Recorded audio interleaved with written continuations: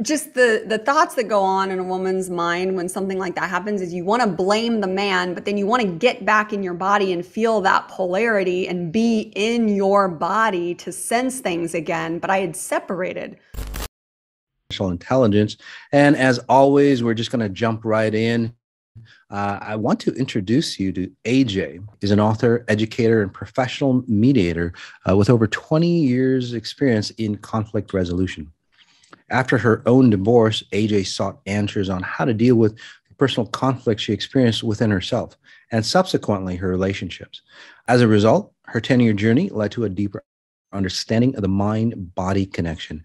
She then combined her findings with her background in meditation to create a program specifically for women called Ignite the Light.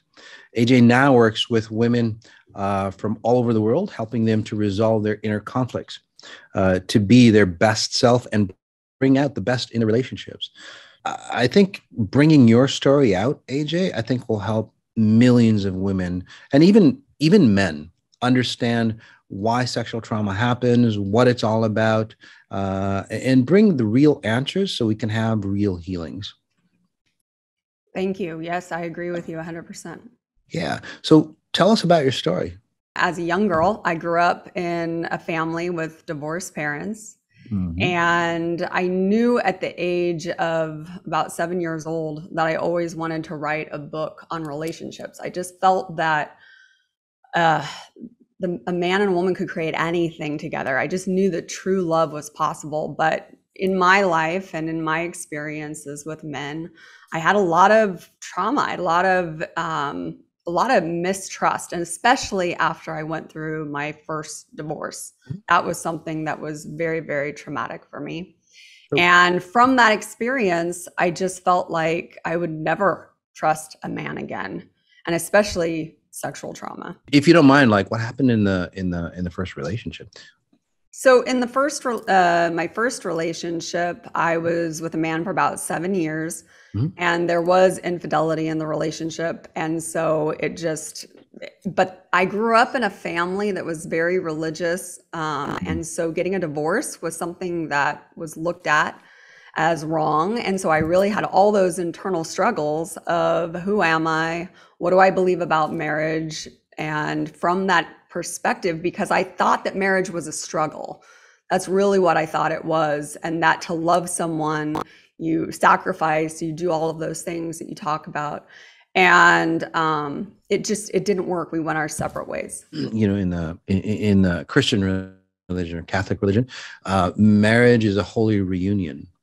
And you're not supposed to, say, touch that holy reunion, or you're not supposed to destroy it, although it's destroying the people in it.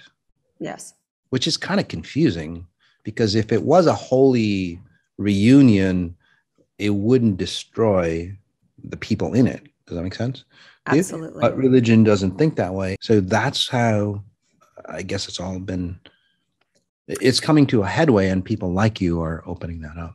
Yes, because you want it to look a certain way on the outside. Yeah. And so that's the internal struggle is not even really wanting to look at those things within yourself. And you talk about that situation, and specifically around sexual trauma. For me, that was actually an experience where I was in a massage therapist. I was having just a massage. And the man was very sexual by nature, but I was also very turned on in that experience because I was relaxing. I was experiencing pleasure. He's a good looking guy. It was just a really nice experience. But then at a certain point, he stuck his fingers inside of me, and with no telling me, no, nothing. I was just, at that moment, my whole body shut down. Wow. I saw myself from above the table looking down at my own body, and I had separated, and I had no voice. I could not speak at all. I couldn't tell him no. I couldn't tell him to stop. And it was just one of those moments in time where time kind of just stood still. I couldn't even make sense of the experience that I literally went next door to have my nails done next. I'm at a spa. The owner comes in. The guy has left by now. And they even look at me and they say, you know what? You're a beautiful woman, and these things are going to happen to you. And I felt bad And I paid Whoa. for the freaking massage. Yeah. Let's break it down a bit, because those aren't just instances that would just happen to you. Correct. Does that make sense? I kind of think that those kind of patterns like happen to you more than just once. So how do you attract those kind of patterns? When people go, well, it's your fault because you're beautiful. What does that say to women in the first place? You can't even expand your own, not just your beauty, but your intelligence, right? First of all, back in the day, you couldn't be too smart because then your husband would look too dumb or your partners would look too dumb, right? And now you can't even be beautiful anymore. So what is a woman to do? It's like, well, where do you go? Where do you have all, where can I use all my talents, and where can I use all my gifts that are God given, right? That's right. And for a woman, it's really hard because our sexuality is very internal.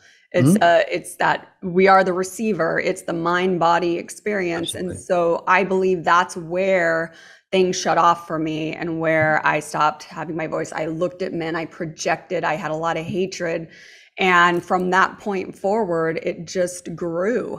And I really feel that for when a woman goes through something like that, not being able to speak is probably one of the hardest pieces. And oftentimes, what I find with clients that I work with, there was actually pleasure even in the experience. So there's a lot of guilt that comes with that. So that's what shut my voice down, I believe, on a certain level, because like I said, oftentimes it's because you either feel some certain type of attraction, right? There is some kind of polarity happening in that experience, but that does not mean that to touch me. So, when things like that happen and then women can't find like their voice, or they just feel like they're just numb and they can't move, and they're just like physical objects that can use, just like a doll, literally. Yes. Like a doll that you get thrown around. So the reason why that happens at a higher level, it's a safety mechanism that we've got. The reason why is literally your physical form is here. And then, like you said, you elevated yourself to a higher level. So you disconnect and dislodge. So that experience doesn't migrate into your, say, not your subconscious, but into your psyche or your spirit level or your limitless self. Does that make sense to you? It does totally make sense. So and I believe I was protected from feeling anything in that moment because I was above my body. So it allows you, if we do it right, it allows you to, say, expand so it doesn't happen again. Yes. But then we don't know what to do with it. And then we cycle ourselves back together. And that's afterwards. And yes. You might think it's the guy, or you might think, and it is, I'm not saying it's that person, but the problem is that you feel abandoned. It's like, how could I let my best friend, my body, my human representation of who I am, take all that abuse? And I was gone. That's not the case, guys. It's not the case. You're not gone. You're just removing yourself so you can come back. Because if you get beat up, now you're both beat up. Your physical form and your spiritual form gets both beat up. And that's not a good thing. So it separates to protect you. For me, I just gained weight. I ended up having acne all over my back, my skin. How old were you? Can I ask? Golly, this is horrible. It was in 2006. Well, average, like 20s, 30s. 30s. I was married. Okay. Wow. Yeah. But afterwards, like you said, you gain weight. So your self-respect. And again, that comes for you blaming yourself. Just the thoughts that go on in a woman's mind when something like that happens is you want to blame the man, but then you want to get back in your body and feel that polarity and be in your body to sense things again. But I had separated myself. So I was so in my head that I couldn't even feel in my body. And if I started to feel turned on again, it would be wrong. It would be something that was bad. It was going to trigger some kind of pain. And so there was something about that sensation of that polarity. And so even with my husband, it was difficult for us to be intimate because that memory would be triggered again, like the cellular memory that you talk about in terms of the body. Absolutely. And then you associate any form of abuse to any man that you connect with. Yes. Even the Yes. coffee person, the guy at Starbucks on here, man, and it's just a young kid. Exactly. And it took it to this other level where it wasn't just the abuser, but it was all men just want to touch women's bodies, and that's all they care about, and they only care about sex. And so it just took that and twisted every intimate relationship and intimate experience. So how was if you don't mind me getting personal, so how was that marriage? Like before, So it's during, actually my husband that I've been with. oh, We've been together your 18 current, years. So yeah, so oh, he was Will, with okay. me through that whole Oh, experience. wow. And it happened very early in our marriage. And we've been Hmm. together 3 years for that. Wow. For a guy, that's really devastating. Yes. It is because one, and we guys like that are really sensitive and caring about their women, not just their women, but all women, they start blaming themselves. And just from my point of view, like say, the two of you have intimacy, and it's like, he would go, well, shit, am I touching her the wrong way? Is she going to make me, does she think that I'm going to abuse her in some way? So that, that trust starts to erode really rapidly when something like this happens. Because we're both feeling insecure and not wanting to come together. And he's got his stories. Absolutely. 100%. So what do you think that one moment, that aha moment that goes, whoa, wait a second. It's not about, say, that other person. It's just literally that I don't trust myself. So can you tell us like where and how that happened? You bet. Absolutely. So for that part was when I looked at my husband, and I still had those fears of infidelity because of my marriage, my first marriage. Right. And so but I knew who he was at his core. And our joke was, he'll be on his deathbed and he'll be like, do you trust me now, honey? Do you trust me now? And so where that trust was really coming from was my own sexuality and my own sexual energy. And so part of my story is understanding that energy and coming back into that energy with my body. And I did that through dance. So dance was very healing for me to be able to get back in my body as a woman and look in the mirror and have this very powerful relationship with myself. So I started to feel this again. I started to turn on in these different things, but I was still having these fears and insecurities and like, let me see your text. What time are you going to be home? Let me take care of everything. I was still trying to control things with him, but I didn't want to. And so that was the conflict. And it wasn't until I really understood more about that energy and what that actually represents and means, and what infidelity is on a much, much deeper level, that I was able to heal like you're talking about. But the basic is I was looking at him and he was the mirror of what it is I was rejecting within myself and not really understanding. Really interesting how it is all a reflection of who we are. And I just want to stress, guys, it's not who we are. I think a lot of women go, well, this is me, the abuse patterns, the trauma patterns that I've attracted. It's all me. It's all me. And it stops here.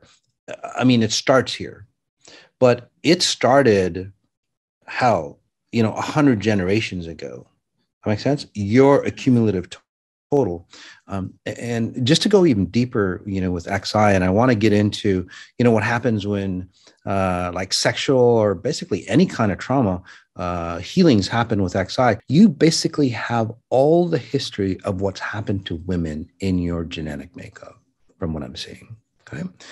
And then what happens is to create you, all the possible scenarios that can happen to you in this reality is in your genetic makeup. And then what you do is you query or you filter out those scenarios that you want to, say, experience in this world, in this reality.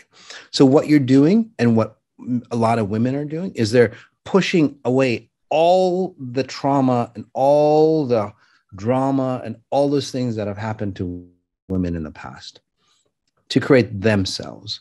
So That's a lot of pressure. That's like holding back, this monolithic wall that's about, say, crumbling on women. And that's what women are actually feeling nowadays. It's like, hey, wait a second. We can't hold on to this trauma anymore. So what XI dictates is like, wait a second. All this is garbage anyway. You're never going to use it. You don't want all that trauma that happened back in the day for women and all that. Let's just delete it, because you're never going to use those programs anyway. And this is where you get a fresh start, a clean start. So does that make sense to you? Yes, that's absolutely right. So I believe that's the journey of the self-awareness to the self-empowerment, to be able to not be a victim of what happened. Because the way I look at it, I actually look at that experience as a blessing in my life, because and now that you talk about a near-death experience, wow, that just opened up all kinds of channels for me. But I see it that way because I believe it was part of my journey. When you and I met, it was the biggest change that I noticed was being able to be solid within myself and to be able to speak and to come from a place, because I wasn't able to before. There were still those patterns running.